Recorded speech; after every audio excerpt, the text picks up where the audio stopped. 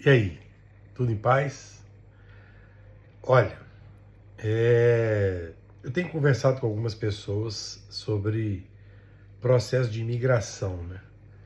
É realmente um desafio muito grande. A pessoa, quando está com o pensamento de imigrar para qualquer país que seja, ou até mesmo de uma cidade para outra, ela tem que estar disposta a pagar o preço, que é muito caro, e eu não estou falando de dinheiro, porque você precisa se readaptar a um ecossistema bastante completo e complexo, que envolve reestruturação de amizades, que envolve busca por novas oportunidades, que envolve conhecimento de cultura para onde você está indo, que envolve adaptabilidade ao ambiente onde você escolheu viver, que envolve frustrações, medos, inseguranças, as incertezas, que são muitas, né? Então eu costumo dizer que o processo migratório ele se divide em três partes.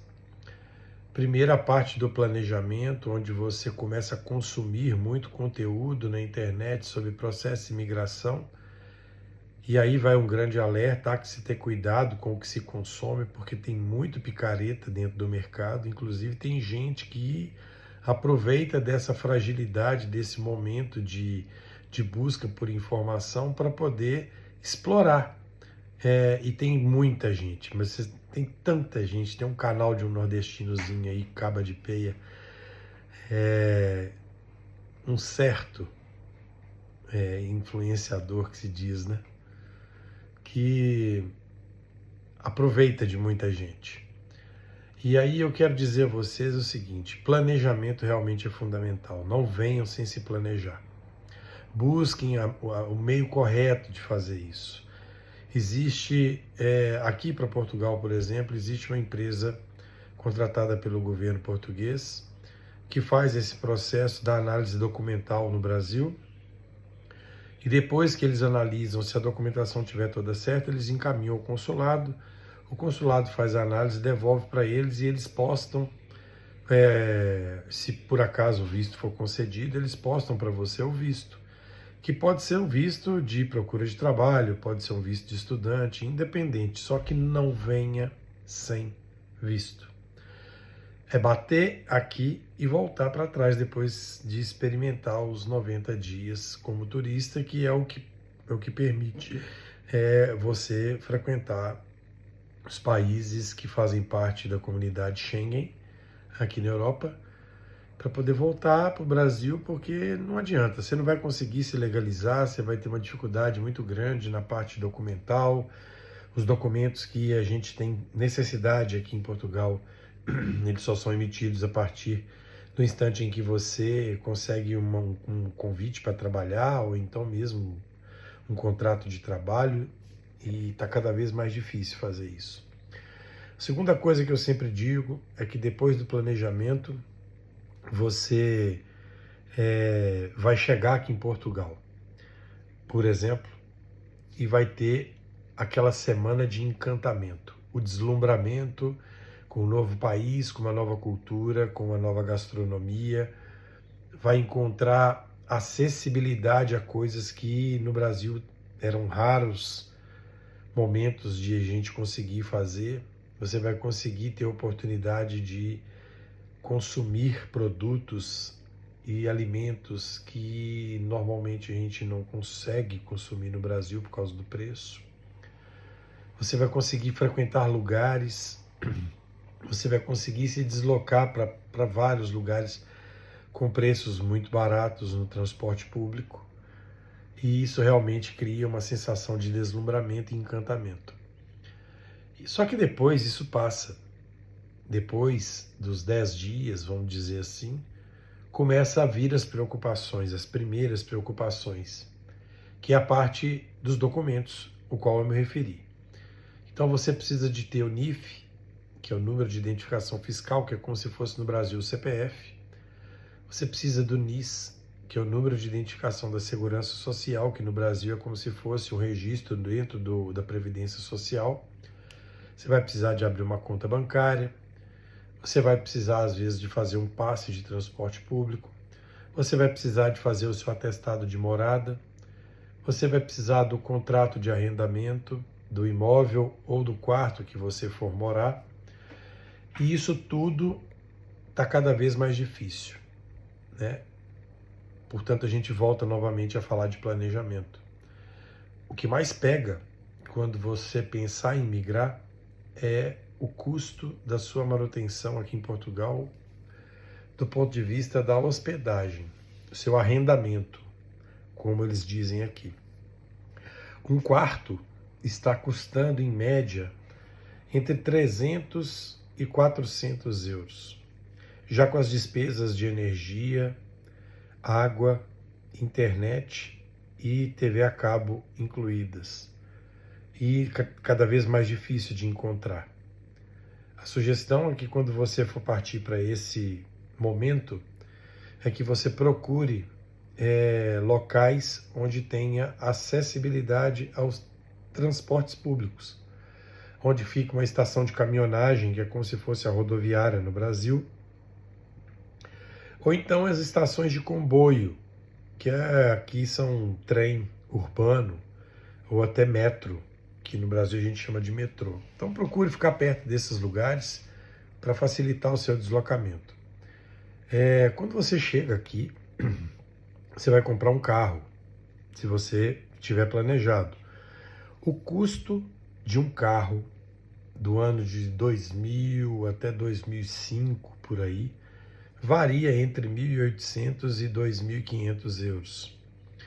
Junto disso, você ainda vai ter que gastar uma média de 250 euros por ano com seguro, que é obrigatório, e uma taxa que varia entre 60 e 80 euros do IUC, que é o Imposto Único de Circulação de Automóveis, que é como se fosse no Brasil IPVA, e uma vez por ano você paga uma taxa de 30 e poucos euros, que é para fazer a vistoria junto ao órgão de controle ambiental para saber se o carro tem condições de rodar e se ele emite uma quantidade de gases na atmosfera que são considerados permitidos. Se não passar nessa inspeção, eles devolvem para você o veículo, te faz uma notificação, você tem até 30 dias para reapresentar o veículo lá.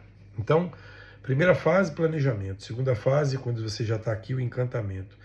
E a terceira fase, começam a surgir as preocupações, que você vem do Brasil para cá e vai ter que se manter nos 3 primeiros meses, vamos dizer assim, sem uma renda aqui. Então você já vem para cá fazendo a conversão do dinheiro.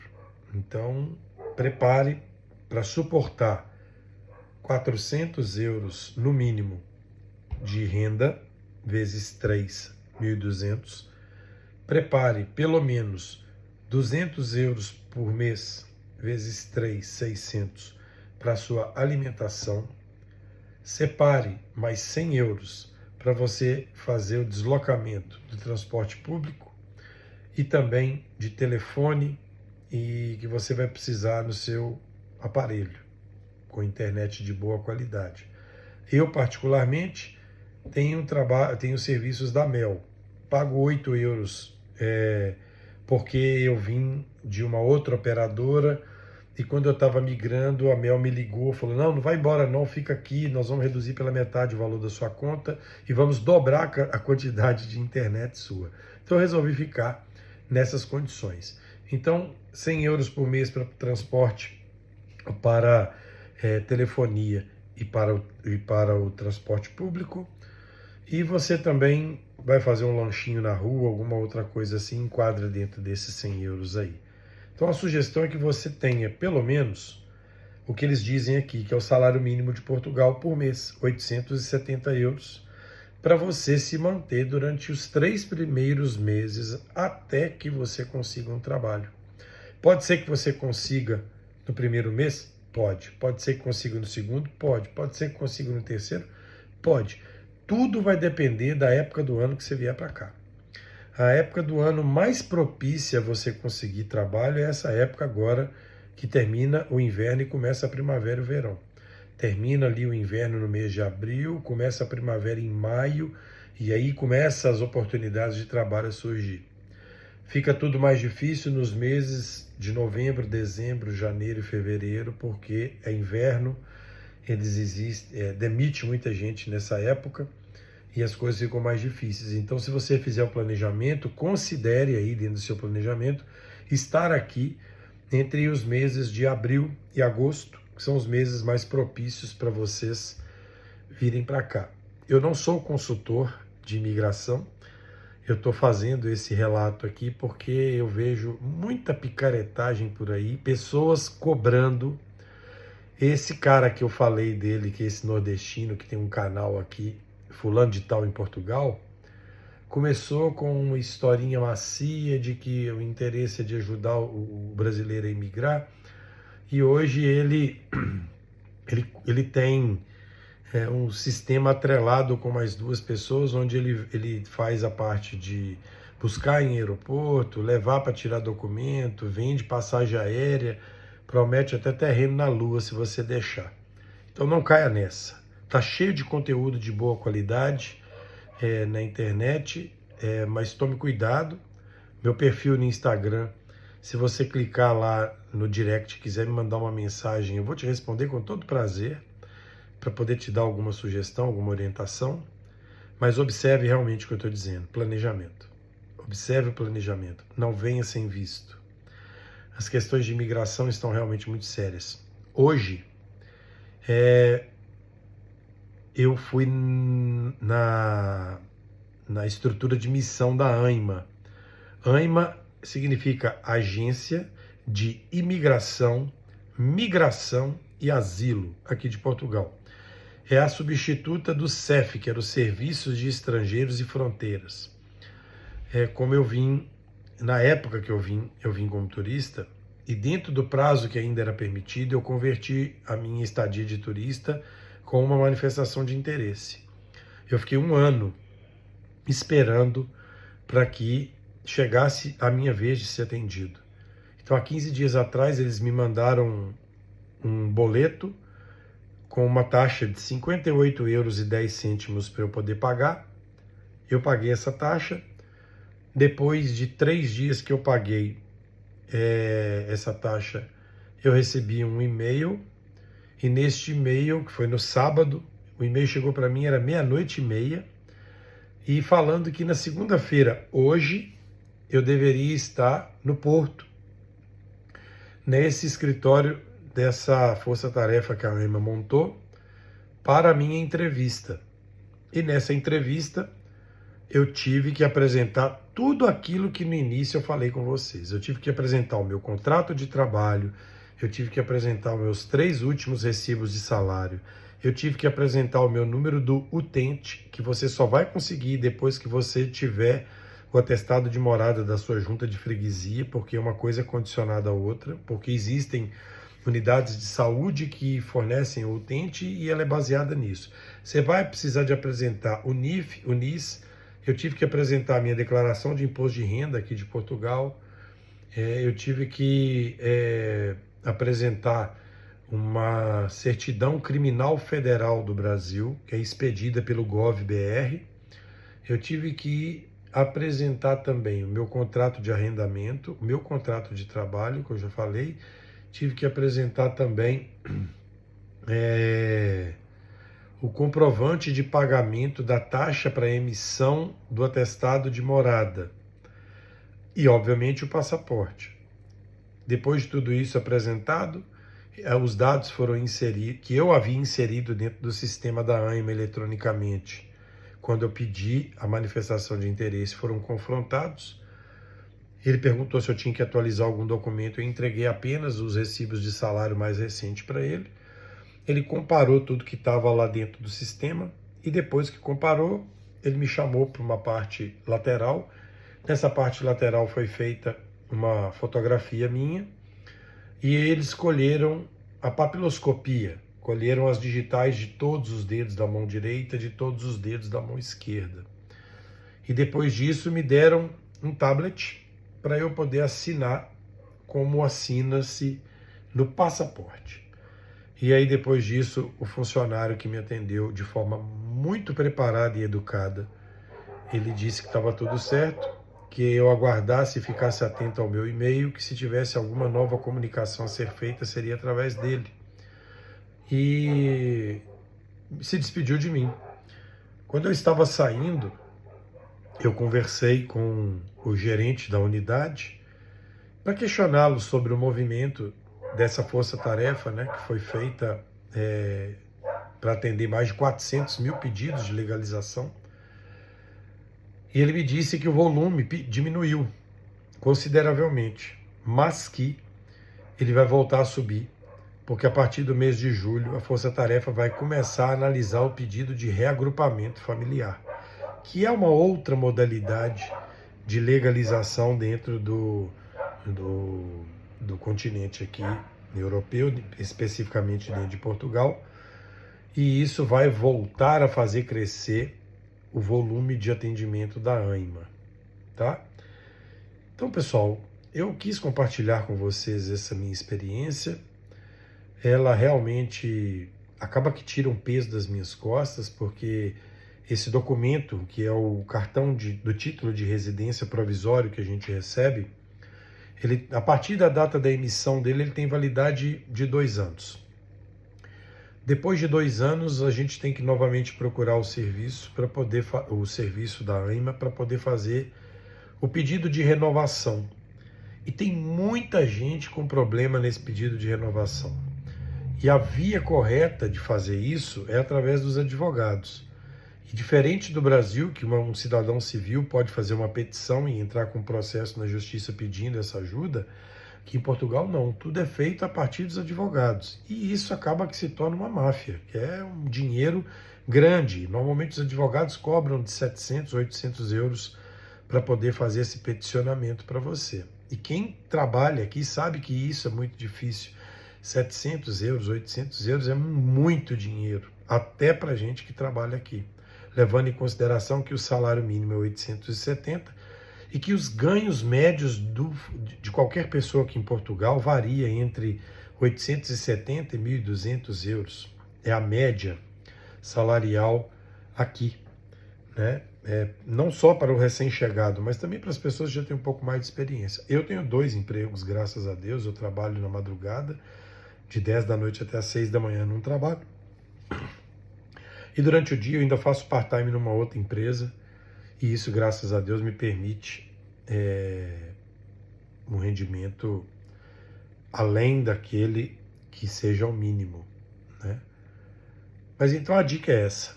Se quer vir, venha. É um país lindo, maravilhoso, cheio de coisas muito interessantes, uma cultura absurda. Eu escolhi viver no norte de Portugal porque o povo é mais afável. É mais frio? Mas você não tem tantos casos de xenofobia como a gente ouve dizer nas regiões da região central de Portugal, que fica ali perto de Sintra, Cascais, Lisboa, Setúbal, Sines, até Leiria, no máximo, você ainda ouve esses casos de xenofobia. E no sul de Portugal, mais difícil, porque tem menos indústria e é uma região que ela só é próspera de verdade no verão, que é quando o país é inundado pelos turistas ingleses, espanhóis, norte-americanos, franceses, alemães, suíços, que eles vêm para cá. Então, no norte, você tem uma vida cosmopolita na cidade, grande. Eu moro em Guimarães, a 40 minutos do Porto. É uma cidade de 68 mil habitantes, que tem tudo que uma cidade grande tem e não tem o caos da cidade grande.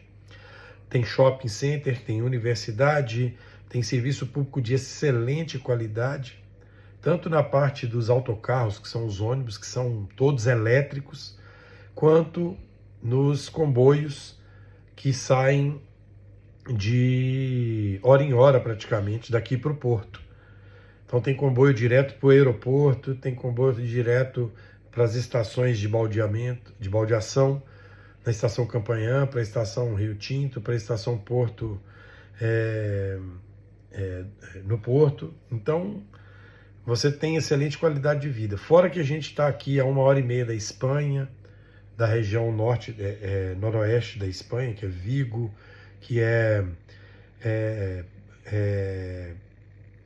Pontevedra, Santiago de Compostela, Corunha, Tuí, Ourense, são lugares lindos, né? O estado de León, onde você tem Foncebadón, Monjarín, você tem Ponferrada, que é onde tem castelos templários maravilhosos. Você vai ter muita coisa bonita para conhecer aqui, tá bom? Esteja preparado mentalmente para poder conviver com a solitude. E se você não toma muito cuidado para conviver com a solidão. É um desafio de verdade fazer a reconstrução de tudo isso. E muitas vezes a gente tem que se amparar em pessoas que já estão aqui para poder nos dar o suporte que é tão importante nessa hora. Conversar com as pessoas que moram aqui, tirar dúvidas, pedir ajuda de verdade, não se acanhe em fazer isso. Como eu falei, eu não sou consultor de imigração, mas a gente entende um pouco porque a gente viveu a experiência da imigração. E eu acho que a gente precisa de ajudar as pessoas na mesma proporção que a gente foi ajudado. Então eu faço isso com muito gosto. E se você tiver alguma dúvida e tiver com pensamento de imigrar, me chama no direct, conversa comigo, troca ideia que eu vou ter prazer. E um último recado. Não se esqueça de fazer um check-up odontológico e um check-up médico. Se você faz uso contínuo, frequente de medicações, de doenças crônicas, peça ao seu médico, antes de vir, um laudo médico atestando a sua condição e uma receita médica com seus medicamentos. Coloque tudo isso dentro de um plástico transparente e deixe na sua mala de mão. Por quê? Determinados medicamentos eles não são autorizados na comunidade europeia. E por acaso, se você for abordado no processo de imigração e foi identificado que um dos medicamentos que você consome não consta no hall de medicamentos autorizados pela comunidade europeia, isso pode trazer para você problemas sérios com a PSP, que é a Polícia de Segurança Pública, e com a GNR, que é a Guarda Nacional Republicana, além dos agentes da Polícia Judiciária que fazem o controle migratório no aeroporto. E isso pode dar, no máximo também, do extremo, um enquadramento como tráfico de drogas. Então, estude o processo migratório, tire dúvidas, faça o planejamento e vem ter a qualidade de vida que a gente está longe de ter no Brasil, tá bom? Um abraço carinhoso para todo mundo, boa sorte, fiquem com Deus aí.